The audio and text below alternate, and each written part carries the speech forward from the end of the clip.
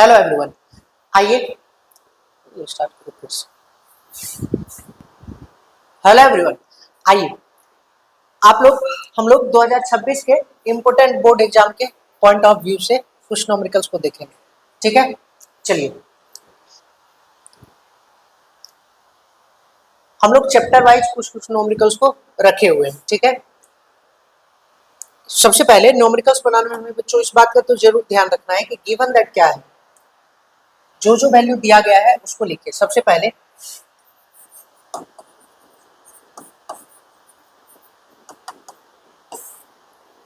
आपको दिया हुआ है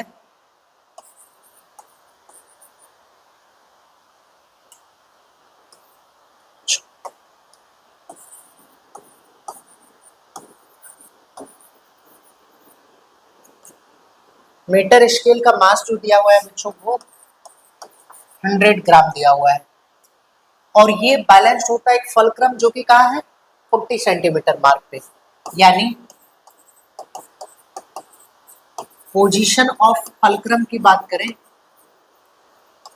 ये आपका 40 सेंटीमीटर है। ठीक है, उसके बाद कहता है by suspending an unknown mass m at the 20 centimetre mass 20 centimetre mark. ठीक है,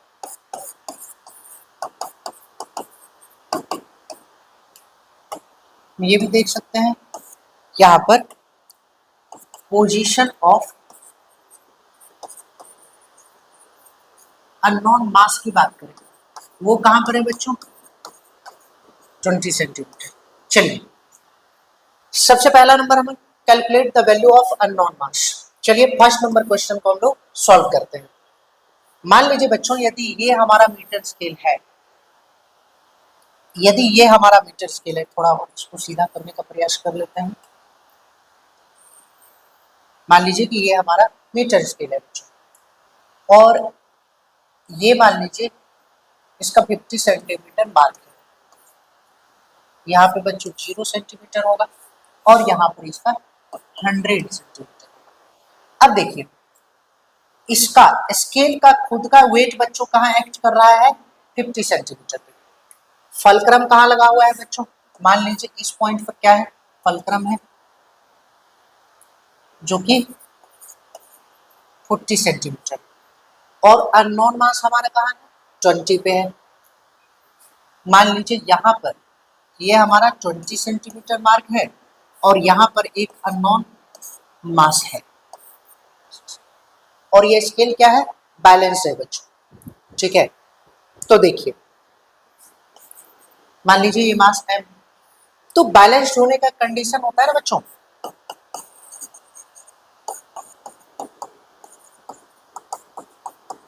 फ्रॉम प्रिंसिपल ऑफ मोमेंट से हम कह सकते हैं clockwise moment is equal to anticlockwise moment.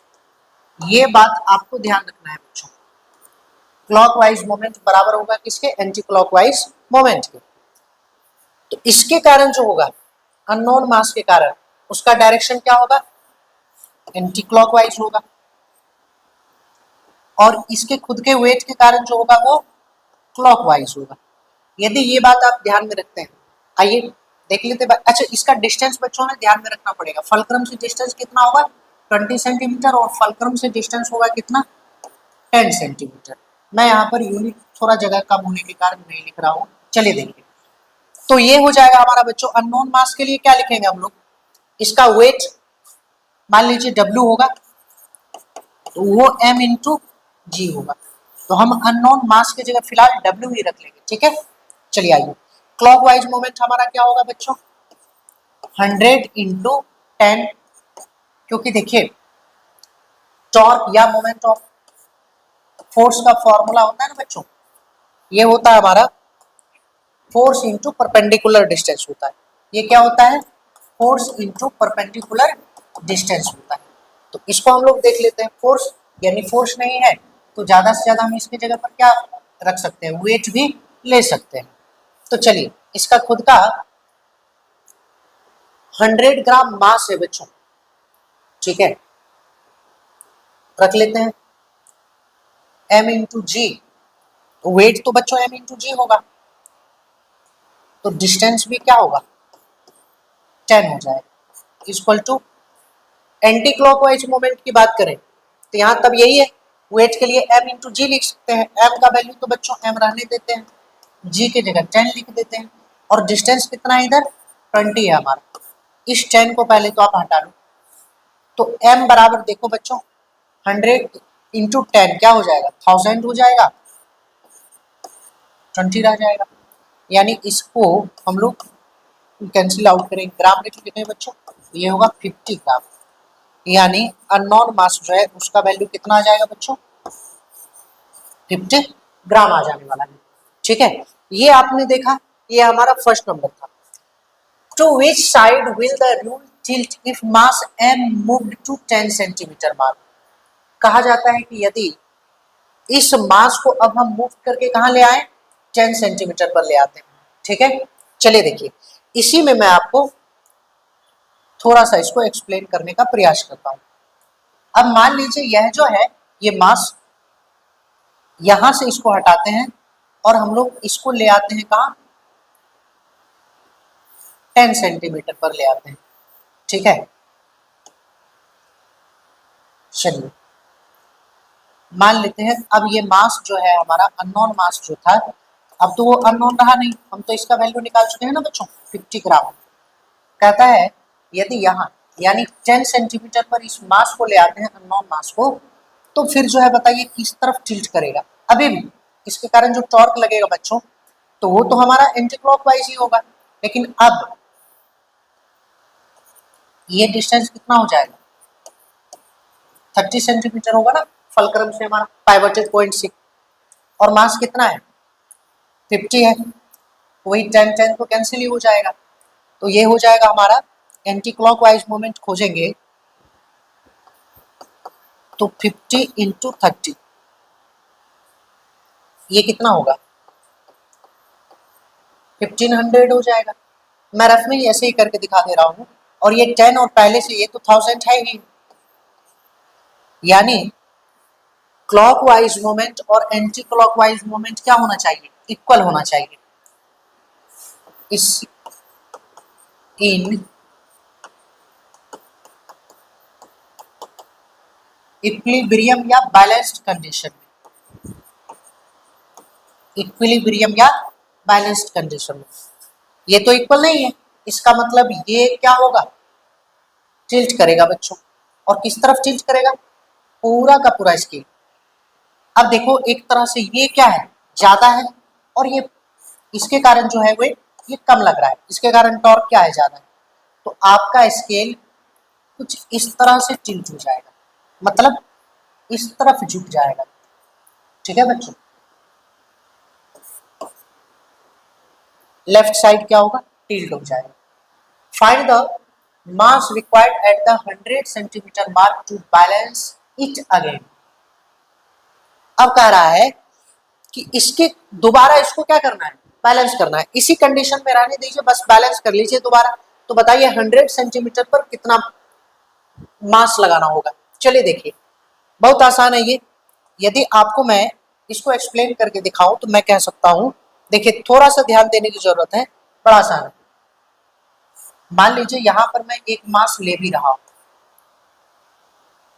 अब जब 100 सेंटीमीटर और इसको बैलेंस करने की बात आती है तो आप क्या लिख सकते हो, मैं नीचे लिखता हूं, ये तो हमारा बच्चों 1500 इक्वल टू 1000 प्लस मान लीजिए क्या x, यहां पर मोमेंट ऑफ फोर्स x, वैसे x का वैल्यू होना क्या चाहिए 500, इस x का वैल्यू क्या होगा बच्चों 500 होगा। 100 पर लगाए हैं तो आप यहां से देखिए इसका डिस्टेंस कितना है 40 सेंटीमीटर होगा, मास हमें अननोन दिया हुआ है, और टोटल इसके कारण जो है टॉर्क, इसके कारण वैल्यू कितना होना चाहिए 500 न्यूटन इंटू मीटर होना चाहिए। तो आइए 500 इक्वल टू 60 इंटू क्या हो जाएगा मास होगा, मास यदि आप बच्चों सॉल्व करके निकालेंगे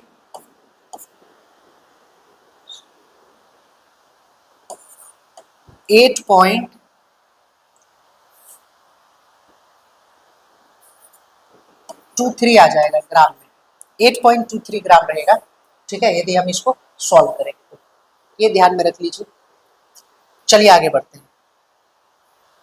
चलिए बच्चों हम लोग नेक्स्ट क्वेश्चन पे देखते हैं। इस तरह से आप हर एक क्वेश्चन को सॉल्व करेंगे बच्चों। खास करके आपको जो ध्यान में रखना है ना, वो ये आप ध्यान में रख लीजिए कि गिवन जो दिया हुआ है उसको लिखना है। जैसे यहाँ पर बच्चों पावर देखिए आपको दिया हुआ है, और जो है ना मास दिया हुआ है इसका, और टाइम हाइट भी दिया हुआ है। तो वर्क डन के लिए आप बच्चों जैसे पहले वर्क डन कहा जा रहा है, calculate the total work done, आप mgh लगा सकते हैं। वर्क डन का वैल्यू आप बोलोगे फोर्स इनटू डिस्प्लेसमेंट होता है बच्चों। यदि आप वर्क डन ग्रेविटी के अगेंस्ट कर रहे हैं ना, तो फिर mgh फॉर्मूला ही लगाना पड़ेगा, ठीक है। मास का वैल्यू आपको दिया हुआ है, और g का वैल्यू 10 ले लीजिए, यहाँ आपको दिया हुआ ही है, और हाइट का वैल्यू 15 है। यानी आप यहाँ पर देखें तो कह सकते हैं आप एम जी और एच, ये आपका क्या हो गया, वर्क डन हो गया। लास्ट में जूल को जरूर लगाइएगा। आपसे पूछा गया है नेक्स्ट क्वेश्चन में पावर कहा जा रहा है, तो पावर क्या होगा, वर्क डन बाय टाइम। तो वर्क डन आपने क्या लिया, ये हो जाएगा 301234, ठीक है। 30 जूल बाय टाइम दिया हुआ है कितना बच्चों, 2 मिनट दिया हुआ है। सेकंड में पहली बात तो कन्वर्ट कीजिएगा तो 120 सेकंड हो जाएगा, और पावर निकाल रहे हैं तो यूनिट आपको वाट लगाना होगा इसमें। उसके बाद इफिशियंसी पूछ रहा है इलेक्ट्रिक मोटर का। इफिशियंसी क्या होता है बच्चों, इफिशियंसी होता है आपका work output by work input, work output by work input.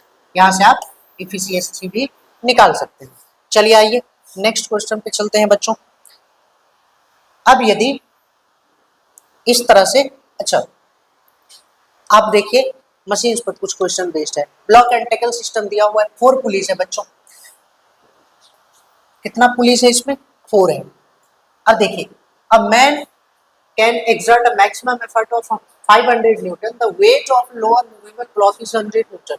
Velocity ratio बच्चों नंबर ऑफ पुलिस के ही बराबर होता है, ठीक है। ये आपको ध्यान, maximum load the man can lift, तो मैक्सिमम लोड जो लिफ्ट करेगा बच्चों वो क्या होगा, इसके मैक्सिमम लोड जो एफर्ट लिफ्ट करने वाला है ये आदमी।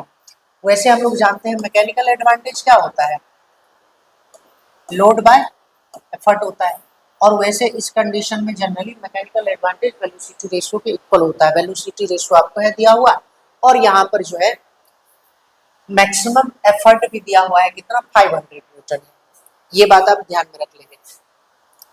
लोअर ब्लॉक जो है इसको क्या करना है, लोअर ब्लॉक के मास को माइनस कर लीजिएगा। Calculate the practical efficiency of the system, इसके इफिशियंसी का फिर वही इफिशियंसी बराबर आप work output by work input लगा सकते हैं, या mechanical advantage by velocity ratio का, यानी ये भी फॉर्मूला आप ले सकते हैं, mechanical advantage by velocity ratio. ये बातें देख लीजिएगा। आइए उसके बाद बच्चों यदि हम लोग आगे बढ़ते हैं तो हमारे पास है लेंस फॉर्मूला है, ये आपको पता है, ठीक है। देखिए सबसे पहली बात यहाँ पर दिया हुआ है, convex lens forms a real and inverted image of an object which is 3 times. Magnification है कितना बच्चों आपका, 3 टाइम्स दिया हुआ है, मैग्निफिकेशन आपका 3। आप जानते हैं m बराबर क्या होता है, v बाय u होता है। 3 इक्वल टू यदि v बाय u करते हो आप तो v बराबर क्या हो जाएगा, 3u हो जाएगा, ठीक है। उसके बाद देखिए इसी में आपसे पूछा गया, अच्छा एक चीज इसमें ध्यान रखिए, क्वेश्चन सावधानी से पढ़ना होगा आपको। The distance between the object and image, यानी u प्लस v का बच्चों डिस्टेंस दे रखा है कितना, 80 सेंटीमीटर। यदि यहाँ से देखें u को u रहने दीजिए और v की जगह पर 3u पुट करके 80 लिखते हैं, तो आपको u कितना मिल जाएगा बच्चों, 20 मिलेगा। 80 बाय 4 कीजिएगा यानी 20 सेंटीमीटर मिल जाएगा आपको u, और u यदि 20 है तो v आपको क्या मिल जाएगा, 60 सेंटीमीटर रहेगा आपका। वैसे u जो है नेगेटिव होना चाहिए बच्चों, इस बात को ध्यान रखेंगे आप, ठीक है। u आपका क्या लीजिएगा, नेगेटिव लीजिएगा। अच्छा यहीं पर जब फोकल लेंथ आपसे पूछा गया है तो आप लगा सकते हैं u into v by u plus v, direct ये फॉर्मूला भी आप यूज कर सकते हैं यहाँ से। चलिए अब देखिए, अब मैंने standing between 2 pillars clips at a gun, मान लीजिए कि एक आदमी जो है दो क्लिप्स के बीच, पैरेलल दो क्लिप्स है, उसके बीच एक आदमी खड़ा है, गन को फायर किया जाता है। फर्स्ट एको 2 सेकंड बाद सुनता है, सेकंड एको फर्दर 1 सेकंड बाद सुनता है, ठीक है। उसके बाद देखिए टर्न और वेलोसिटी कितना है, आप देखिए, आप जानते हैं स्पीड इक्वल टू क्या होगा आपका, यहाँ पर आप स्पीड इक्वल टू कहेंगे डिस्टेंस बाय टाइम, लेकिन जो इको है उसमें तो हम लोग डबल डिस्टेंस चल रहे होते हैं, है ना, उसमें हम लोग दो डिस्टेंस।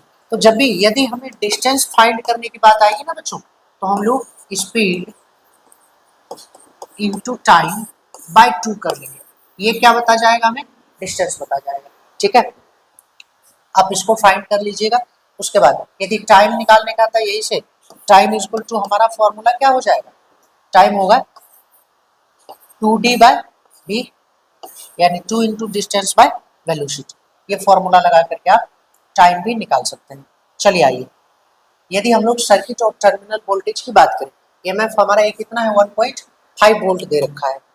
अब यदि देखें आप 1.5 वोल्ट क्या दे रखा है, ईएमएफ दे रखा है आपको कितना 1.5 दे रखा है। इंटरनल रेसिस्टेंस यानी स्मॉल आर का वैल्यू है आपको कितना, ये तो बच्चों वोल्ट ही होगा। उसके बाद देखिए दो रेसिस्टर है और दोनों पैरेलली कनेक्ट है, कितना है 4 ओम। पहली बात तो ये निकाल लो आप प्रोडक्ट बाय, ये मैंने आपको फॉर्मूला बता रखा है, यदि दो ही रेसिस्टर पैरेलल में लगा हुआ है तो प्रोडक्ट बाय सम करेंगे आप, प्रोडक्ट इसका कितना हो जाएगा, प्रोडक्ट बाय सम करने का मतलब ये हो जाएगा 24, यानी 80 बाय 24 वैल्यू 3.33 रह जाएगा, ठीक है। Total equivalent resistance of the entire circuit, total resistance की जब बात आएगी ना बच्चों, तो ये R प्लस R दोनों लेना पड़ेगा आपको, यानी 4.33 ओम रह जाने वाले। कैलकुलेट इसकी बात करते हैं करंट का, करंट आपका होता है बच्चों EMF bye R plus R, यानी टोटल रेसिस्टेंस होता है, इसका वैल्यू तो 4.3 है, यानी I इक्वल टू आप 1.5 बाय 4.33 वैल्यू पुट कर सकते हैं। यहाँ पर टर्मिनल वोल्टेज भी आपसे पूछा जाए तो भी V बराबर आप I इंटू R का जो वैल्यू है टर्मिनल वोल्टेज को एक्सटर्नल रेसिस्टेंस ही आप लेंगे इसको, ठीक है। चलिए आगे देखिए, इसके बाद न्यूमेरिकल कैलोरीमेट्री पर बेस्ड है बच्चों। 50 ग्राम आइस दिया हुआ है 0 डिग्री, जो कि 0 डिग्री सेल्सियस पर है, ठीक है, और 300 ग्राम वाटर दिया हुआ है। इसमें देखिए बच्चों आपको करना क्या है, सबसे पहली बात final temperature of the mixture, mixture का टेम्परेचर निकालना है। तो मिक्सचर का टेम्परेचर निकालने के लिए सबसे पहले आप ये कर लो,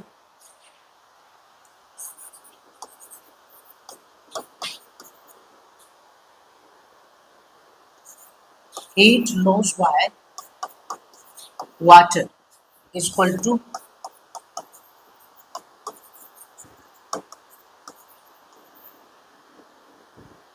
heat gain by ice।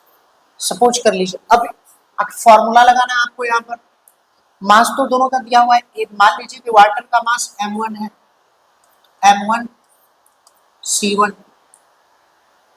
अब देखिए वाटर का टेम्परेचर क्या है, पहले से ज्यादा है, वाटर का टेम्परेचर मिक्सचर से क्या होगा, कम होगा, मिक्सचर का जो टेम्परेचर। तो मान लीजिए वाटर का टेम्परेचर T1 है और मिक्सचर का मान लीजिए स्मॉल t मान लीजिए, तो T1 minus T equal to heat gain by ice.